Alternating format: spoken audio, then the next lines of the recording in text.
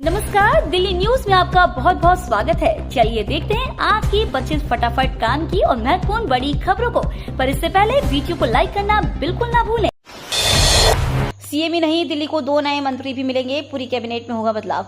दिल्ली के नए मुख्यमंत्री का ही नहीं, 2 मंत्रियों के नाम पर भी फैसला हो सकता है। आतिशी मुख्यमंत्री बनती है तो कैबिनेट में 2 नए मंत्री भी शपथ ले सकते हैं, क्योंकि आतिशी के मुख्यमंत्री बनने पर कैबिनेट में 2 पद रिक्त हो जाएंगे। एक पद आतिशी का होगा और एक पद राजकुमार आनंद द्वारा इस्तीफा दे देने के बाद से रिक्त है। नए विधायकों को मंत्रिमंडल में मौका मिल सकता है। सूत्रों की माने तो दिल्ली के पूरे मंत्रिमंडल में बदलाव होने जा रहा है। मंत्रियों के विभागों में भी बदलाव होना संभव है।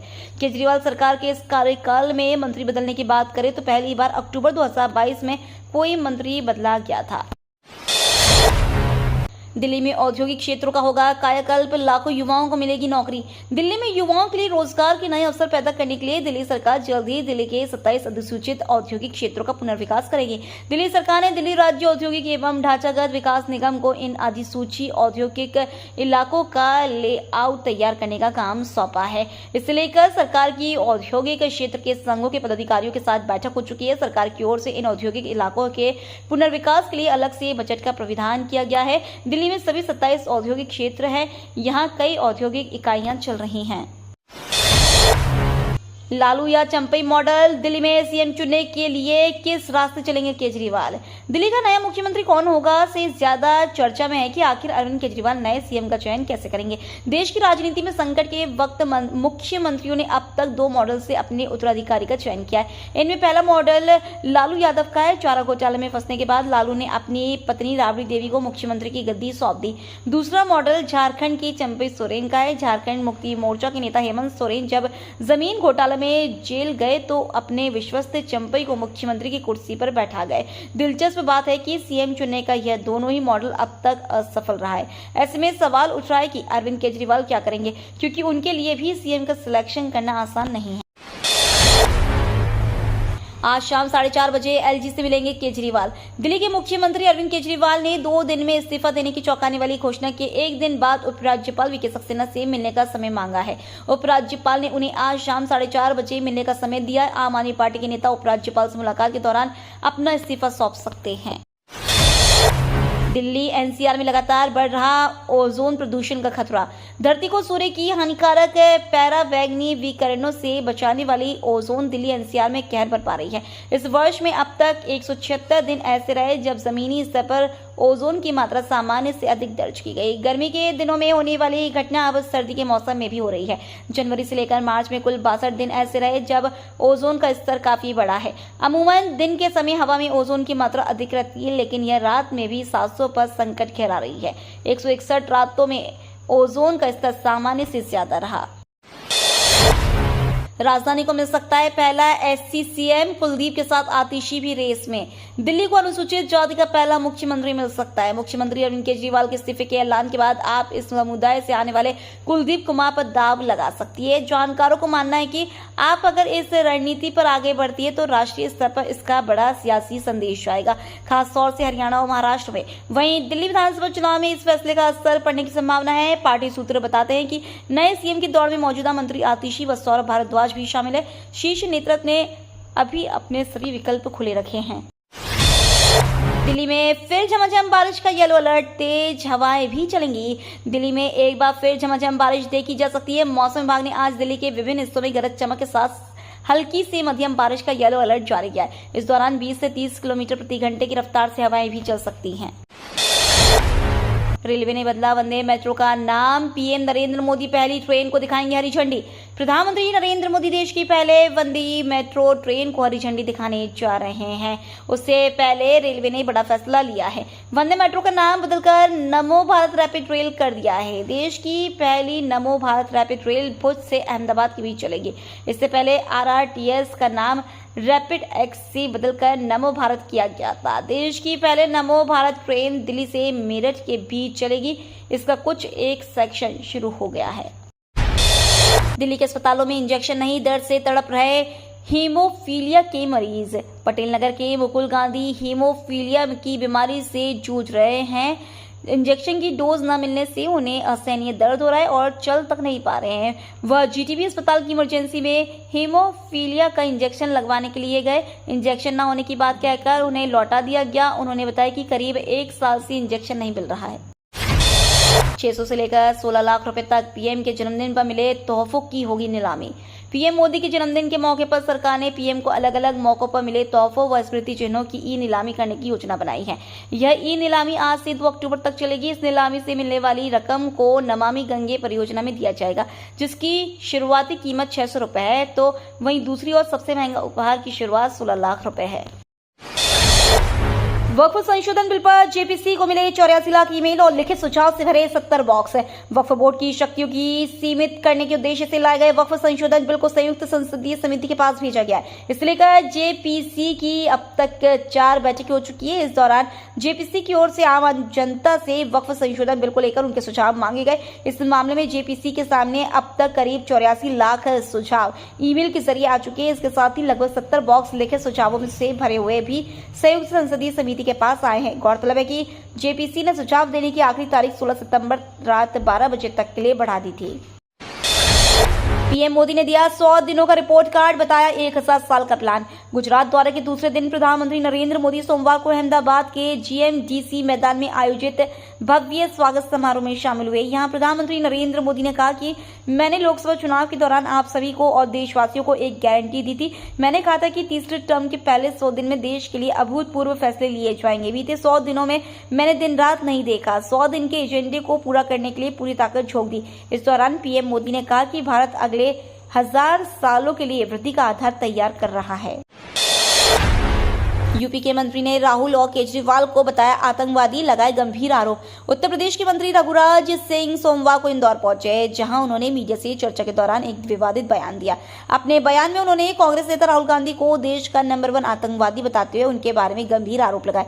रघुराज सिंह का कहना है कि राहुल गांधी भारत को तोड़ने की कोशिश कर रहे हैं और उन्हें इटली से भारत में लूटने के लिए भेजा गया है। रघुराज सिंह ने अपने बयान में दिल्ली के मुख्यमंत्री अरविंद केजरीवाल को भी निशाना बनाया। उन्होंने केजरीवाल को द्वितीय आतंकवादी बताते हुए उन्हें महाभ्रष्टाचारी करार दिया। आरक्षण के मुद्दे पर उन्होंने कहा कि आरक्षण का लाभ केवल उन लोगों को मिलना चाहिए जिनका शोषण हुआ है। दिल्ली को मिला नया सीएम तो नए महापौर पर भी होगा विचार। राजधानी दिल्ली में सीएम अरविंद केजरीवाल के इस्तीफे से अब दिल्ली को नया सीएम मिल जाएगा। अगर ऐसा होता है तो नए सीएम के चयन से राजधानी को नया महापौर भी मिल जाएगा। अभी तक सीएम अरविंद केजरीवाल के जेल में रहने और फिर जेल से बाहर होने पर कोई भी फाइल हस्ताक्षर न करने की कोर्ट की शर्तों की वजह से यह मामला लटका हुआ है।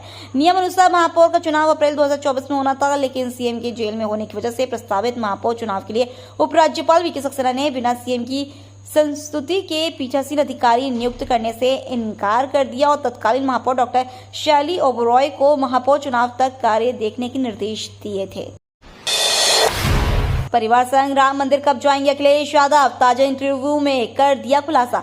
उत्तर प्रदेश के अयोध्या में राम मंदिर के उद्घाटन के बाद से ही इसको लेकर राजनीति भी जमकर हो रही है। इस मुद्दे पर समाजवादी पार्टी के मुखिया और कन्नौज से सांसद अखिलेश यादव ने अपनी बात रखी और राम मंदिर जाने को लेकर अपना रुख स्पष्ट किया। उन्होंने कहा कि अयोध्या में राम मंदिर का निर्माण पूरा होने के बाद दर्शन करने के लिए जाएंगे। दिल्ली में डेंगू से पहली मौत, इस साल अब तक 650 से ज्यादा मामले आए सामने। वेक्टर जनित बीमारी के मामलों में वृद्धि के बीच दिल्ली में इस साल डेंगू से पहली मौत दर्ज हुई है। अधिकारियों ने बीते दिन यह जानकारी दी। अस्पताल के वरिष्ठ अधिकारियों ने बताया कि पिछले हफ्ते लोक नायक अस्पताल में 54 वर्षीय एक व्यक्ति की डेंगू से मौत हो गई। इस व्यक्ति को पूर्वी दिल्ली के गांधीनगर के रहने वाले 27 अगस्त को लोक नायक अस्पताल में भर्ती कराया गया था। आधिकारिक रिकॉर्ड के अनुसार उसे 8 सितंबर को मृत घोषित कर दिया गया। अस्पताल के एक अधिकारी ने बताया कि अभी डेंगू से पीड़ित 5 मरीज अस्पताल में भर्ती है, उनका उपचार किया जा रहा है। अगले 10 दिन में खुलेगा मंगी ब्रिज, हजारों वाहन चालकों को मिलेगी राहत। मरम्मत के बाद मंगी ब्रिज की दाहिनी आर्च तैयार हो गई है। जल्द जनता को इसमें वाहन गुजारने की अनुमति मिलेगी। लाल किला के पीछे 150 साल पहले बने इस ब्रिज की दाहिनी आर्च में बड़े ट्रक गुजरने से नुकसान हुआ है। ट्रक के ट्रॉलर टकरा जाने से ब्रिज का यह हिस्सा क्षतिग्रस्त हो गया था। अब काम पूरा हो चुका है, फिर से ट्रकों का ट्रॉला ना टकराए, इसे देखते हुए इस आर्च में ऊंचे ट्रॉला वाले ट्रकों के गुजरने पर प्रतिबंध रहेगा। इसके लिए ब्रिज से कुछ पहले ही हाइट बैरियर लगाए जाने का काम शुरू किया गया है, जो 8 दिन में पूरा हो जाएगा। दिल्ली मेट्रो में सादी वर्दी में तैनात किए गए सुरक्षाकर्मी। दिल्ली मेट्रो में हर दिन चोरी और पॉकेट मारी समेत कई तरह की घटनाएं रोजाना होती है। अब तक तमाम कोशिशों के बाद भी इन पर काबू पाना मुश्किल हो रहा था। अगर आप दिल्ली मेट्रो में सफर करते तो आपके लिए गुड न्यूज है, क्योंकि मेट्रो ट्रेन के अंदर और मेट्रो स्टेशनों पर क्राइम रोकने के लिए दिल्ली पुलिस ने बड़ा कदम उठाया। अब दिल्ली मेट्रो में सादी वर्दी में सुरक्षाकर्मी की तैनाती शुरू कर दिया गया है, जो मेट्रो स्टेशनों और मेट्रो के अंदर सादी वर्दी में तैनात रहेंगे। बढ़ गई यूपीआई की लिमिट, अब 5 लाख तक पेमेंट। अगर आप भी यूपीआई का इस्तेमाल करते हैं तो आपके लिए खुशखबरी है। National payments corporation of India ने ऑनलाइन पेमेंट की लिमिट 5 लाख रुपए बढ़ा दी है। हालांकि यह सुविधा कुछ खास कैटेगरी, टैक्स पेमेंट, अस्पताल और एजुकेशन इंस्टीट्यूट, आईपीओ और आरबीआई रिटेल डायरेक्ट स्कीम के लिए उपलब्ध होगी। साल 2016 में यूपीआई पेमेंट सिस्टम की शुरुआत हुई थी। इसे एनपीसीआई ऑपरेट करती है। बोले पीएम मोदी, साल 2047 तक विकसित देश बनेगा भारत। पीएम मोदी ने चौथे global renewable energy investor meet and expo का उद्घाटन किया। इसमें उन्होंने कहा कि भारत को साल 2047 तक विकसित देश बनाना है। यह एक्सपो इसी एक्शन प्लान का हिस्सा है। बीते 100 दिनों में भारत में 12 नए इंडस्ट्रियल सिटी बनाने का निर्णय लिया गया है। 15 से ज्यादा नई made in India Vande Bharat train launch की गई है। आज का भारत आने वाले 1000 साल का आधार तैयार कर रहा है। डोनाल्ड ट्रंप पर फिर हुए हमले, राष्ट्रपति जो बाइडेन ने घटना की निंदा की। पूर्व अमेरिकी राष्ट्रपति डोनाल्ड ट्रंप पर हुए हमले की राष्ट्रपति जो बाइडेन ने कड़ी निंदा की है। उन्होंने कहा है कि हमारे देश में राजनीतिक हिंसा या किसी भी तरह की हिंसा के लिए कोई जगह नहीं है।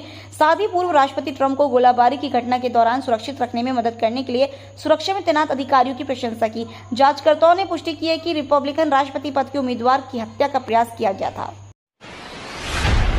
ताजमहल में पानी घुसने के वीडियो पर भड़के असदुद्दीन ओवैसी। एआईएमआईएम चीफ असदुद्दीन ओवैसी ने ताजमहल के सोशल मीडिया पर वायरल हुए हालिया वीडियो पर भारतीय पुरातत्व सर्वेक्षण पर निशाना साधा। ओवैसी ने सोशल मीडिया प्लेटफॉर्म एक्स पर लिखा, ताजमहल से भारतीय पुरातत्व सर्वेक्षण विभाग सैकड़ों करोड़ रुपए कमाता है, लेकिन भारतीय संस्कृति के सबसे बड़े प्रतीकों में से एक के साथ ऐसा व्यवहार किया जाता है। ऐसा ही तर्क देता है कि वक्फ स्मारकों को उसके अधीन किया जाना चाहिए ताकि वो उनका रखरखाव कर सके। ये वैसा ही है जैसे कोई 10वीं कक्षा में फेल होने के बाद पीएचडी के लिए आवेदन करे। बांग्लादेश तक चोरी के मोबाइल फोन की तस्करी, पुलिस ने गिरोह का किया पर्दाफाश। दिल्ली पुलिस की अपराध शाखा ने चोरी के मोबाइल देश के बाहर पहुंचाने वाले एक अंतर्राष्ट्रीय गिरोह का पर्दाफाश कर एक बांग्लादेशी समेत 3 को गिरफ्तार किया है। आरोपी पिछले 1.5 वर्ष में बांग्लादेश समेत कई देशों में चोरी के 1000 से ज्यादा मोबाइल पहुंचा चुके हैं। ये दिल्ली, एनसीआर व मेरठ से चोरी के मोबाइल खरीदते थे। इनके कब्जे से 60 high and Android mobile phone बरामद किए गए। पुलिस ने दिल्ली में चोरी के 10 मामलों का खुलासा किया गया। एनजीटी ने नालों से गाद निकालने के लिए एजेंसियों को दिए निर्देश।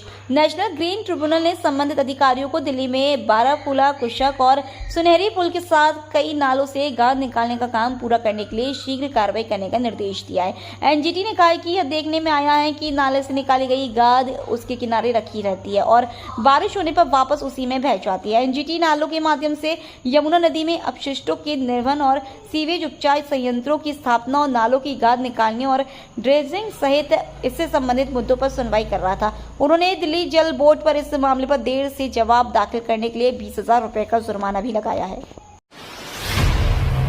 जाति जनगणना कराएगी मोदी सरकार, आरएसएस की भी सहमति के बाद मंथन तेज। मोदी सरकार जल्दी जातीय जनगणना कराने का ऐलान कर सकती है। सूत्रों के अनुसार जनगणना के लिए काम शुरू हो चुका है। माना जा रहा है कि जातीय जनगणना को लेकर मोदी सरकार का बदला हुआ रुख आरएसएस के स्टैंड के चलते है। हाल ही में हुई आरएसएस की बैठक में इसको लेकर सहमति गई थी। बता दें, एनडीए की सहयोगी पार्टी जेडीयू और एलजीपीआर भी जातीय जनगणना कराने की मांग कर चुके हैं।